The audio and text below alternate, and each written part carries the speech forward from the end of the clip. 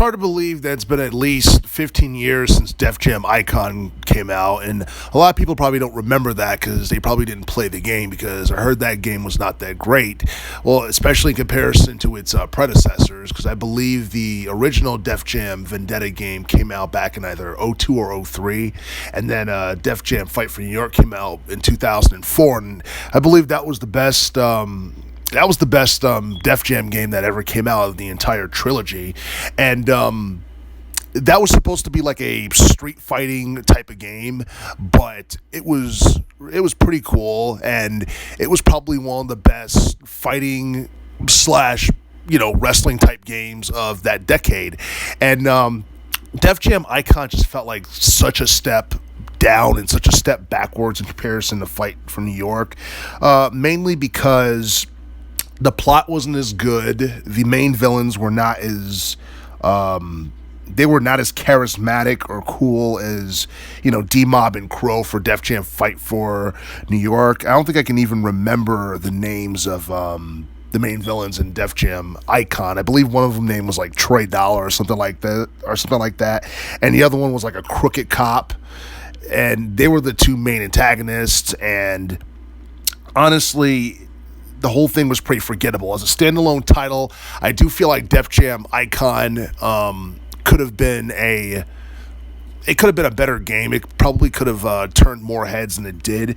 But by 2007, the Def Jam franchise was dead. At least like the video game franchise was dead. But a lot of people can go on record and say the same thing about I guess hip-hop music in general, because around that time period, I started to see hip-hop music becoming less and less popular for the most part.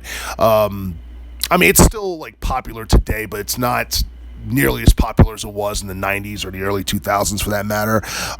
Def Jam Icon had a decent roster, but the problem is there wasn't that many characters. I believe the game was shy of like 30 characters, and it had people like, Luda, Redman, Sean Paul, Ghostface, Killa, had a bunch of names that were in like the older games, and then you had like E40 and T.I. and Mike Jones and all those guys who were coming up during like the mid 2000s, who were all new characters to the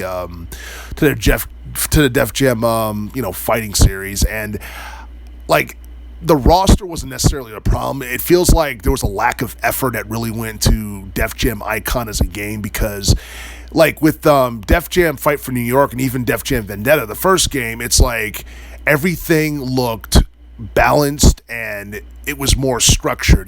People had health bars, they had special meters, and it was entertaining, while Def Jam Icon just felt like random street fights in the middle of wherever. There's no health bars, and it's just, I don't know, it just felt so... It felt kind of sloppy and kind of rushed, and like there wasn't a lot of effort into, like, I guess, making the fighting mechanics in Def Jam Icon robust in comparison to that of Def Jam Fight for New York or Def Jam Vendetta.